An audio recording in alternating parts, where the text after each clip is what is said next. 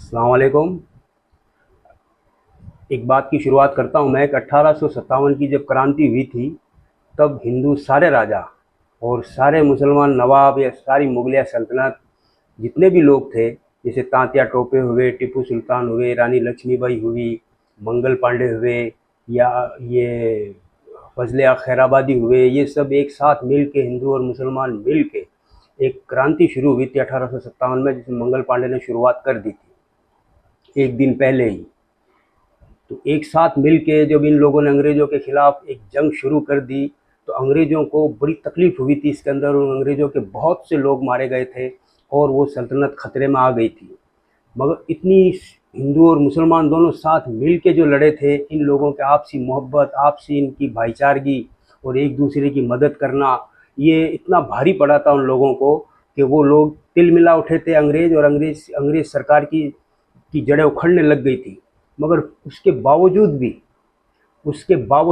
भी अंग्रेज़ जीत गए और बहादुर शाह जफ़र को गिरफ्तार कर लिया गया, फजले आग खैराबादी गिरफ्तार कर लिए गए, टीपू सुल्तान मारा गया, तात्या टोपे को फांसी दे दी गई, रानी लक्ष्मीबाई को जंग के अंदर उसको भी शहीद कर दिया गया।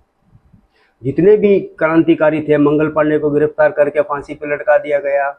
उसके बावजूद भी अंग्रेज़ जीते। वो इसलिए जीते, उसकी वजह क्या थी कि अंग्रेज़ जीत गए क्योंकि अंग्रेज़ों ने हमेशा कमीने, मुसलमान या हिंदू, इन दोनों कौम के अंदर से कुछ कमीनों को पाल रखा था, जो इनके राज दे दिया करते थे कि फलानी फ़ौज इस वक्त यहाँ से निकलेगी, तो अंग्रेज़ वहाँ अपनी टुकड़ी लेके पहुँच जाते और उस फ़ौज को वहाँ तक आने ही नहीं देते और जंग में उलझा देते। इस तरीके से तांत्या टोपे को मारा कि उसको रसद नहीं मिली, उसको मदद नहीं मिली। इसी तरीके से रानी लक्ष्मीबाई को भी मारा। ये गद्दारों ने जो भी काम किया था, इस वजह से ये 1857 की क्रांति फेल हो गई थी। अब अंग्रेज़ों ने जब वापस से अपनी हुकूमत कायम कर ली, तब उन लोगों ने बैठ के ये मनन किया कि ऐसा क्या वजह था कि ये सब हिंदू और मुसलमान एक साथ मिल के हमारे साथ खिलाफ आ गए। तो उन्होंने निचोड़ निकाला कि हिंदुओं के अंदर जो मठ होते हैं, मठ का जो ब्राह्मण होता है बड़ा, अगर वो कोई ऑर्डर कर देता है तो फिर ये सारे हिंदू एक हो जाते हैं। और मुसलमानों के अंदर अगर कोई इमाम बढ़ के खड़ा हो के ये ऐलान कर दे कि हम अब जंग करेंगे, तो बच्चा बच्चा इन लोगों का भी जंग के लिए तैयार हो जाता है। यही वजह है कि इधर फजले आग खैराबादी ने एक ऐलान किया और पूरी मुस्लिम रेजिमेंट जितनी भी थी, मुस्लिम रेजिमेंट थी, वो पूरी की पूरी अंग्रेज़ों के ख़िलाफ़ हो गई, फजले खैराबादी के साथ चली गई क्योंकि इमाम ने आवाज़ दे ली। उस तरफ तांतिया टोपे वगैरह ने आवाज़ दी, बहुत बड़े ब्राह्मण थे और राजा थे, तो सारे हिंदू इनके साथ आ गए, सब मिल के अंग्रेज़ों के ख़िलाफ़ हो गए। फिर अंग्रेज़ों ने ये सोचा कि अब इनकी मस्जिदों में या इनके मदरसों में और इनके मठों में अब हमारे पंडित होंगे और हमारे अंग्रेज़ होंगे। इसके लिए इन लोगों ने इंग्लैंड के दूर दराज इलाके के अंदर एक बहुत ही खुफिया तौर पे एक मदरसा बनाया।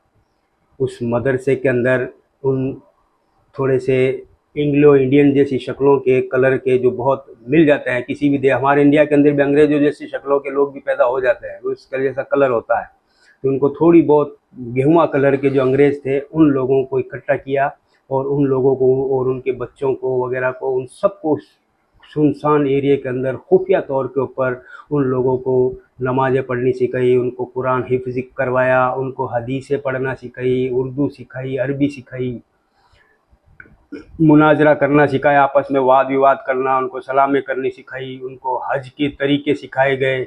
मतलब जितने भी मसाइल होते हैं या जितने मसले होते हैं, वो सब उन लोगों को सिखा दिया गया। बहुत अच्छे वाले वो इमाम वहाँ से बने।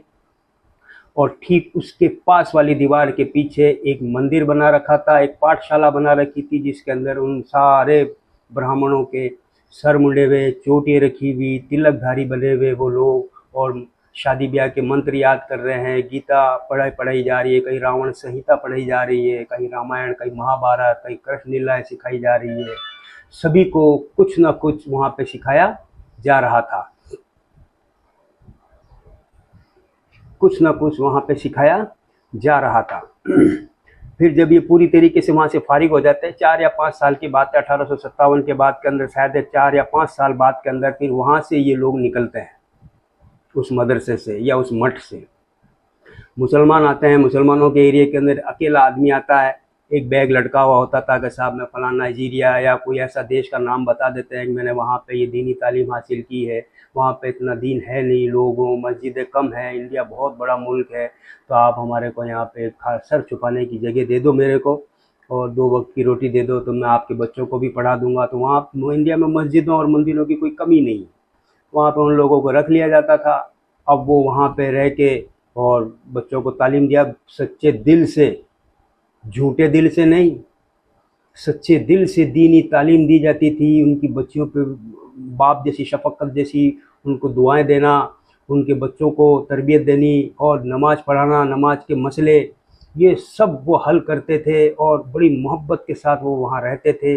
और ये ध्यान रखते थे कि जिस तरीके से 1857 से पहले मस्जिदों के अंदर जो तकरीरें की जाती थी, वैसा कोई माहौल अगर पैदा हो तो हम चुपचाप अंग्रेज़ अफसर को ख़बर कर देते हैं कि ये फ़लाँ फ़लाँ आदमी जो है ये जिहाद की बात करता है, अंग्रेज़ों के ख़िलाफ़ की बात करता है, क्योंकि बातें मस्जिदों और मठों में ही होती है। बस उसको वो चुपचाप से गायब कर देते थे अंग्रेज़, और इस बात को बढ़ने ही नहीं देते थे कि गुलाम के गुलाम ही रहो, और ये हमारा जो अंग्रेज़ इमाम है ये तुम्हारा इमाम है।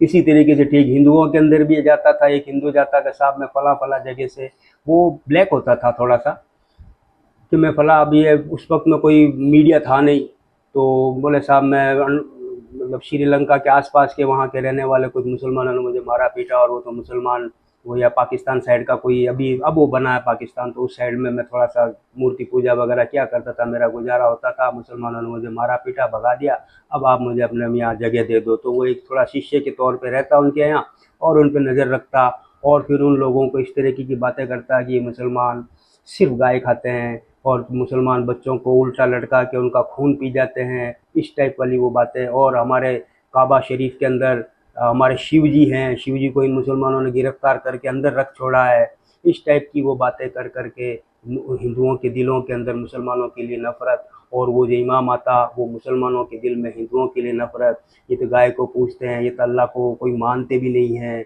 और इस तरीके की हज़ारों खबासात खबीस बातें जिनका कोई मतलब ही नहीं होता था, जो मुसलमानों में ना थी और ना हिंदुओं में थी, ये आपस में इस तरीके से इन लोगों को भड़का के दिलों के अंदर इन्होंने जहर भर दिया। और 1857 से 1947 तक मतलब 100 साल और राज कर लिया। यही वजह है। अब ये मदरसे का राज खोला किसने, तो एक इंडिया के अंदर एक बहुत बड़े नवाब मोहम्मद अली सैयद छत्तारी नाम के कोई बहुत बड़े नवाब थे, जो इन अंग्रेज़ों के बहुत बड़े स्काउट थे, मतलब अंग्रेज़ के बड़े लाडले थे ये। वो इंग्लैंड आना जाना रहा करता था। जब 1947 के आसपास में इंडिया जब आज़ाद हो गया तो ये भी रिटायर्ड हो गए। वो ये आदमी ऐसा था कि बरतानिया हुकूमत से यूपी साइड का सबसे पहला मुख्यमंत्री इसी को बनाया गया था, अंग्रेज़ों ने बनाया था, इतना वफादार था ये। जब रिटायर्ड हो गए ये अंग्रेज़, यहाँ से चले गए, तो वहाँ से इनके दोस्तों ने बात करके, उस पर फ़ोन नहीं था, तो किसी के ज़रिए इसको खबर दी कि इंग्लैंड घूमने कब आओगे। बोले बहुत बार आया हूँ मैं, कोई नई चीज़ दिखाओ तो आता हूँ। तो उन लोगों ने आइए अब हम आपको एक नई चीज़ बताएंगे जो आपको गुमान में भी नहीं होगा। अब ये बेचारे गए वहाँ पे, नवाब थे, नवाब भी लाल खानी ख़ानदान के राजपूत ख़ानदान से थे। लाल खानी छत्तारी क्षत्रिय से मतलब है, बड़े रौबदार। इनका भी आज बुलंदशहर के अंदर या यूपी साइड के अंदर इनका बहुत बड़ा किला है, लोग उसको देखने के लिए जाते हैं।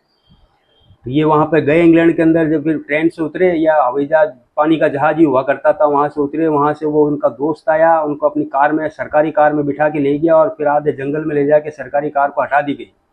फिर एक ब्लैक कलर की या किसी और कलर की कोई कार थी, उसके अंदर ये बैठे, और बैठने के बाद के अंदर एक झाड़ी लगी हुई थी, झाड़ी को हटाई गई, फिर दरवाज़ा खोला गया, दरवाज़ा अंदर से खोला गया, और फिर इस अंग्रेज़ अफसर ने इस नवाब छत्तारी से बोला कि नवाब साहब वहाँ अंदर जो कुछ भी तुम देखो बोलना मत, अगर आप बोल लिए तो मेरी भी जान खतरे में है और आपकी भी जान खतरे में है, आपको भी मार दिया जाएगा अगर वहाँ आप बोल दिए।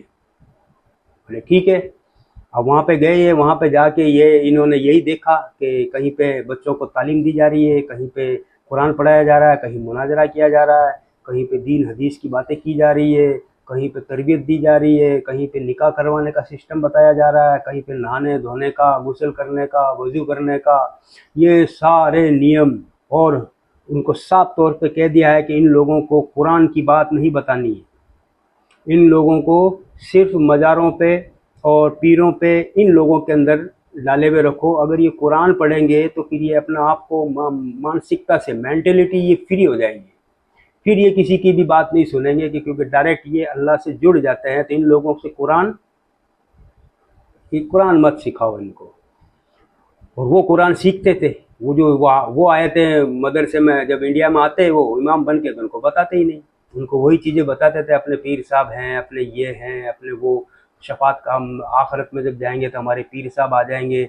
इस टाइप वाली बातें, अमाल की कोई बात नहीं, कर्म की कोई बात नहीं, सिर्फ उनको पीर पे भरोसा, जैसे हिंदुओं को गुरु का भरोसा करवा दिया कि गुरु महाराज हमारे सब कुछ कर देंगे, जय गुरुदेव की जय, ये वो। ये उसने वहाँ पे देखा और फिर जब बाहर आके उसने बोला कि भाई इतने अच्छे मुसलमान और इतने अच्छे हिंदू हैं, आप लोगों ने इनको कैद कर रखा है। तो उसने बोला तुम क्या समझते हो, ये इसमें से ना तो कोई एक भी मुसलमान है और ना ही कोई एक हिंदू है, ये सब ईसाई है। हम लोगों ने ये सब चाल चली है ताकि तुम लोग हमारे गुलाम बने रहो, तुम्हारी मेंटेलिटी कुरान और गीता सही चलती है, तो हमने उसी पे कंट्रोल किया और हमने 100 साल और हुकूमत कर दी। फिर एक दफ़े जब पाकिस्तान बन गया, उसके बाद में एक पाकिस्तानी अफसर था जो कुवैत के अंदर नौकरी करता था। वहाँ से उसको एक अफसर मिला, क्लीन शेव था, कस्टम ऑफिसर। उससे सलाम दुआ की, उसने इसको आके सलाम की, क्या तुम पाकिस्तानी हो? तो अंग्रेज़ था मगर वो उर्दू बोल रहा था, तो इसको बड़ा ताजुब हुआ कि बोला हाँ, कि पाकिस्तान तो बहुत बड़ा मुल्क है, आप कहाँ रहते हो? तो उसने अपने शहर का नाम बताया। फिर उस शहर के बाद में उस अंग्रेज़ ने पूछा वो महल्ला है वहाँ पे, वहाँ के हो? तो उसने बोला हाँ मैं उसी महल्ले का हूँ। तो वहाँ पे उसने वहाँ के रहने वाले बाशिंदों के नाम गिनाने शुरू कर दिए, फलाने खां जी का क्या हुआ, फलाने मिर्ज़ा साहब का क्या हुआ।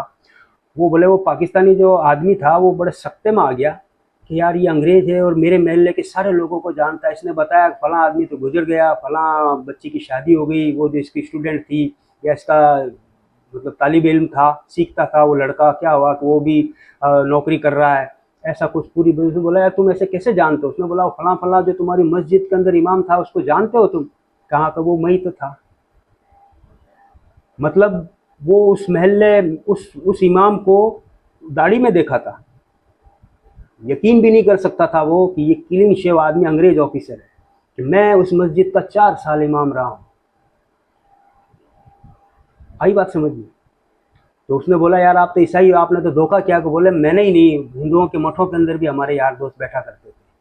हम लोग सिर्फ ये ध्यान रखते थे कि 1857 के अंदर जो तुम एक हुए थे, हमने वो कभी भी तुम्हें एक नहीं होने दिया। और जब आज़ादी हुई, आज़ादी से पहले पहले हमने तुमको 2 डिवाइड हिस्सों में और बांट दिया ताकि तुम उम्र भर लड़ते रहो।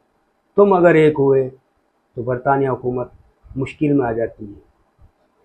ये एक राज की बात है जो मैंने आपको बताई है, आप भी आगे फैलाइए ताकि लोगों को पता चले कि इन लोगों ने हिंदू मुसलमानों को कुत्तों की तरह किस तरीके से लड़वाया, आज तक लड़ रहे हैं। अस्सलाम वालेकुम।